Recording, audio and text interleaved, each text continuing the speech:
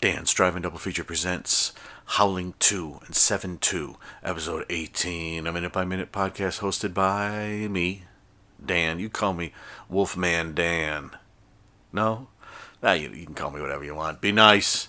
And in this, we are covering minute by minute Howling 2, Your Sister's a Werewolf from 1985, and Howling New Moon Rising, which is 7 from 1994. And in this one, we are on the 18th minutes. And when we left, Howling 2, Red Brown's character had been shown, and Jenny had been shown by Christopher Lee's character, the footage of his Red Brown's sister being killed at the end of the sort of extended footage of it from the end of the Howling. We saw her buried and put in a mausoleum. Earlier in the movie, and Red Brown's character's not happy, and Jenny's saying, "No, it's true." And listen to this. I saw her at Karen's funeral. Indeed, you did. Werewolves will never allow one of their kind to remain in consecrated ground. That woman is a werewolf? Her name is Mariana. She is one of the most vicious and one of the most dangerous kind. Because she is immune. Silver bullets are useless against such creatures. Quite useless. Only titanium will kill them. Night, they will return to Karen's grave for her body. But I will protect her. And I will prevent this blasphemy. How? With this. How can you listen to this bull? It's all true, Mr. White. These creatures, they have a leader. I like that. Is it Stefan? He seems to have a collection of, like, not only does he have a skeleton, which we saw, I guess, in the opening, like hanging, like student style, like medical school style. But he seems to have a small collection of like giant sculpted monster heads, like you might buy out of the back of like Fangoria or Famous Monsters or something like that. So he's a monster kid. And yeah, the titanium. He's got this huge titanium, like it's not a knife, it's a piercing titanium thing. So I guess you don't have to get too, what's halfway in between like a knife and a sword? A Nord? A swife? My swife will be joining me today to kill some werewolves with titanium.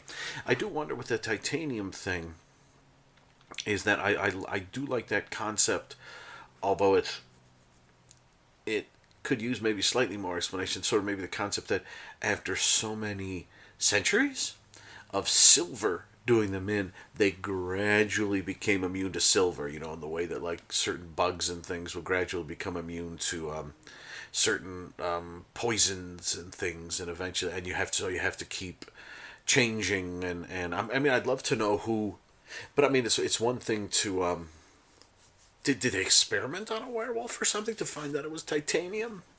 Because that just strikes me as strange. I mean, like, presumably, like, if a cockroach isn't getting killed by raid, they'll take some cockroaches and experiment on them with other things until they kill them. And then they'll make that into whatever the new poison is. But you can't quite do that with a werewolf. Like, I shot the werewolf. It didn't die from a silver bullet. It's adapted. It's changed. It's no longer destroyed by silver. So I mean, did they just like, okay, well, just I'm going to grab some, I'm going to grab some aluminum foil. Let me grab some. I got some titanium. I've got some gold. I've got, every molybdenum. Any sort of whatever I can come up with. And we'll just shoot them at the next werewolf we find. And, whichever one drops them, that's the one we'll use next. I'd like to see the scientific tests or the tests that made them realize it was titanium. Because certainly it wasn't the werewolves that told them. I mean, the moment you're free from the, oh my gosh, silver can't hurt us anymore. You can't destroy us with silver. Now we can only stop with titanium. Steve, shit. So yeah, I would like to see the clinical trials for that and what are all the different elements, they tried. I hit him with some tin. No, is that not working? I use several inert gases to try to, yeah, I don't know. I like that concept of that they have. I bet you Well, I don't know. I was going to say maybe in one of the Howling books, which I still have not read, although they're still sitting here on the shelf nearby.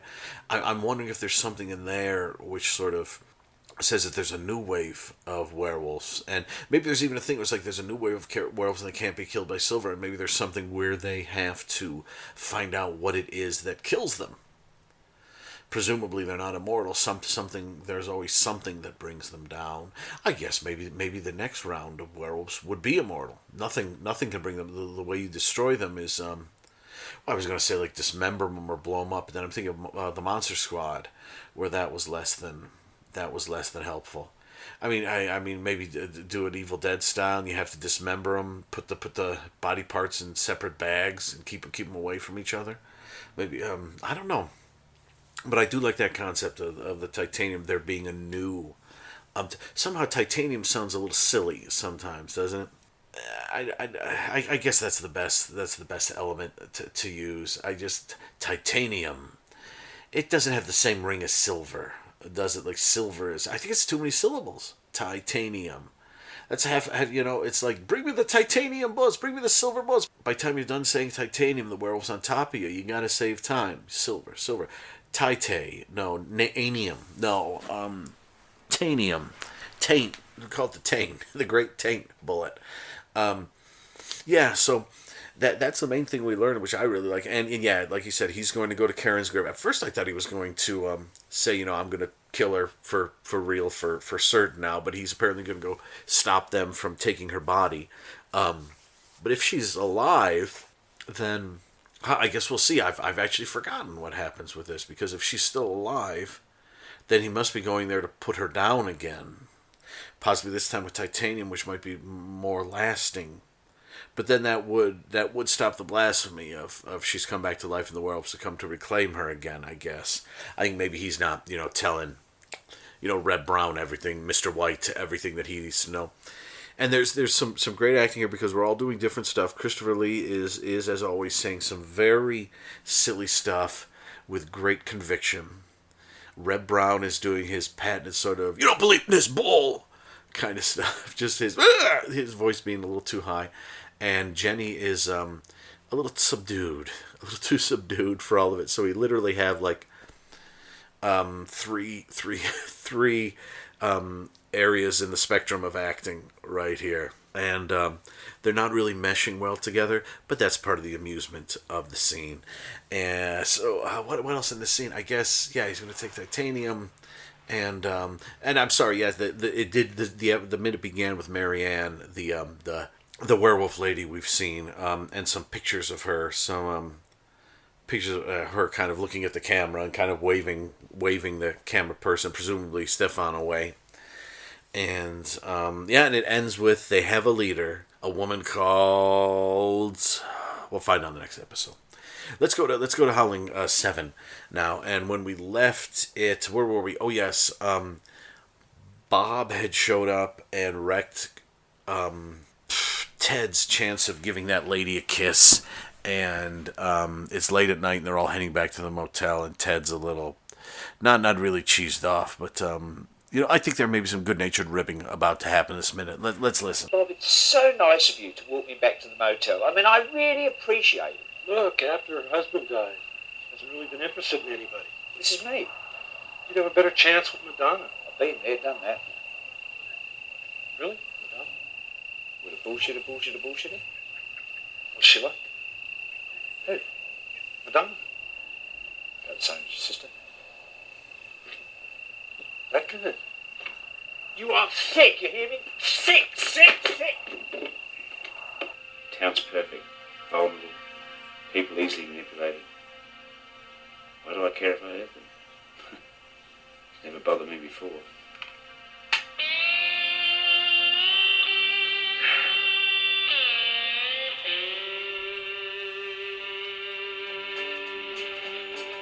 Okay, now this is really a story song.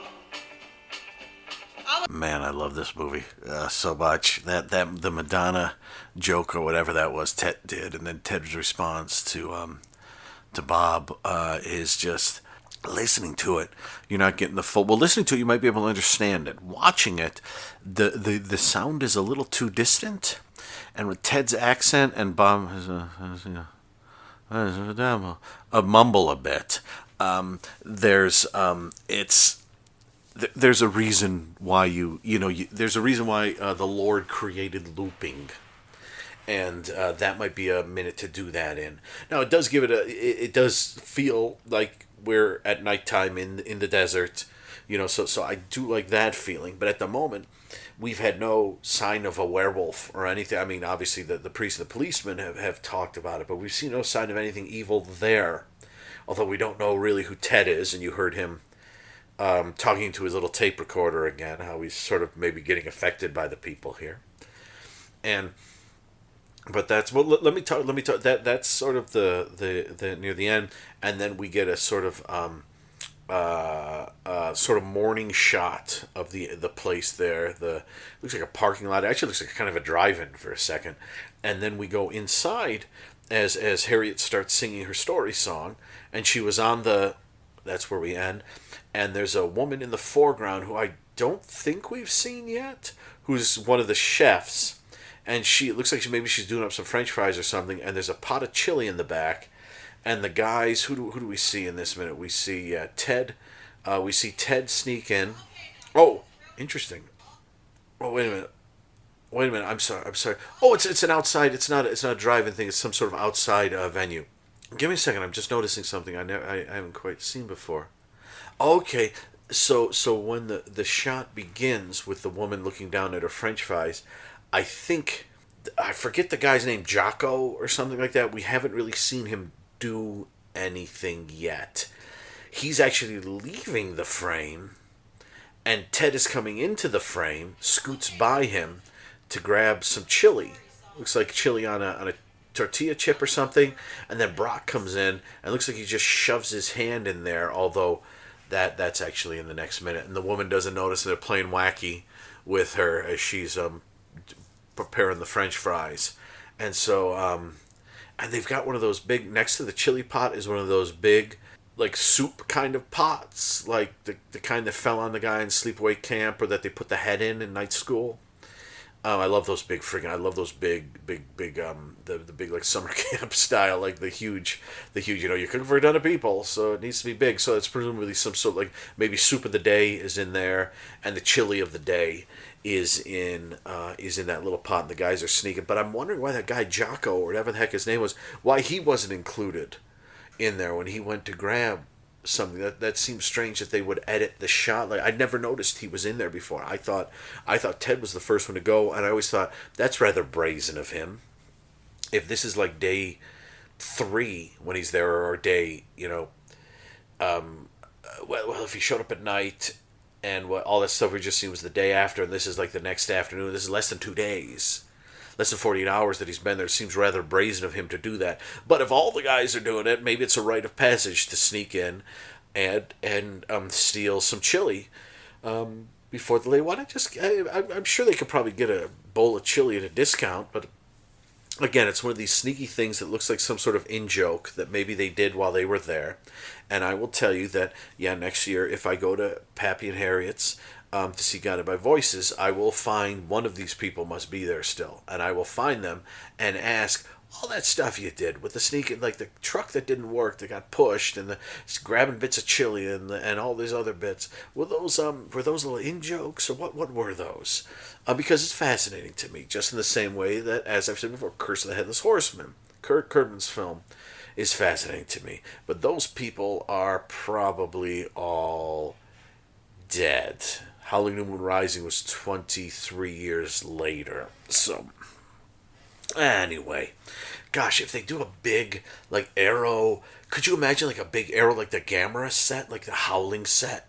Like a huge, awesome painting of a werewolf on the front, and just a big set you take out with eight. Well, maybe, I mean, they could cut up some of them. I get, but then Scream Factory has 1 and 2. But Arrow could do it maybe in Britain, and we could all get one, with like, it wouldn't have to be 8 specifically, 8 Blu-rays specifically. What they'd probably do is give 1 its own, 2 its own, and then it'd be like 3 and 4, 5 and 6, 7 and 8. That would be my guess. And And I would love to see that set. Wouldn't that be gorgeous? Because I've been rewatching the Gammas and Godzilla's this week, trading off, and the Criterion Godzilla set is so much fun, but the Gamera set is just like, it's a friggin', you could hit someone, you could hit Brock with it, and he'd go down, and you know how big Brock is.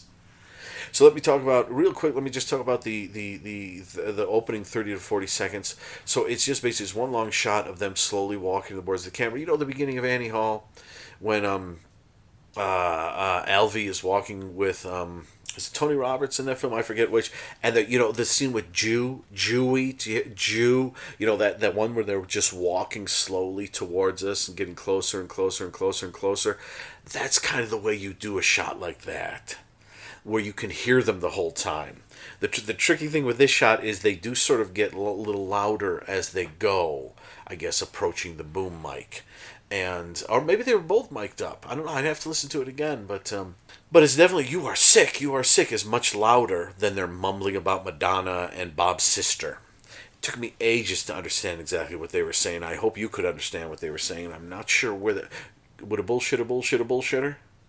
I'm not sure where that. I mean, that's such a weird thing, and it's such a dumb joke, and I'd like to think it was maybe something Clive Turner said to, maybe like, I'm from over in Hollywood, and he made a joke about Madonna, and then maybe Bob accidentally said that, or something, and that's he used that in the movie. But it's so unfunny and almost unintelligible that it is. I just love it. Every time this minute starts, I'm in heaven, just watching them. And then the way he kind of pretends to leaps up in the air and slaps Bob as they go out of frame in the end is so contrived. It was pretty contrived when Abbott used to hit Costello all the time, or Slip used to hit Satch, or wait a minute, was it the other way around? The Bowery Boys with his hat over and over again. It was all pretty contrived, but there's something about this where, like, this is meant to. After her husband died, she hasn't really thought about men. And then suddenly it's about a joke about having sex with Madonna and then having sex with your sister. And then it all ends goofy and you're like, where did we go right there? And why are there still no werewolves around? I'll leave it there because you know me, I could talk about this stuff for a long, long time. So I'm going to cut it out and wrap it up. Thank you everyone for listening to this episode. We'll be back next time, and we will... I guess we'll wrap up the scene in Christopher Lee's character Stefan, right? His living room, and we will. It looks like we're about to do another montage of Wacky and Zany. I don't know what the punchline is for the stealing the chili, but I bet it's a good one. Listen to this.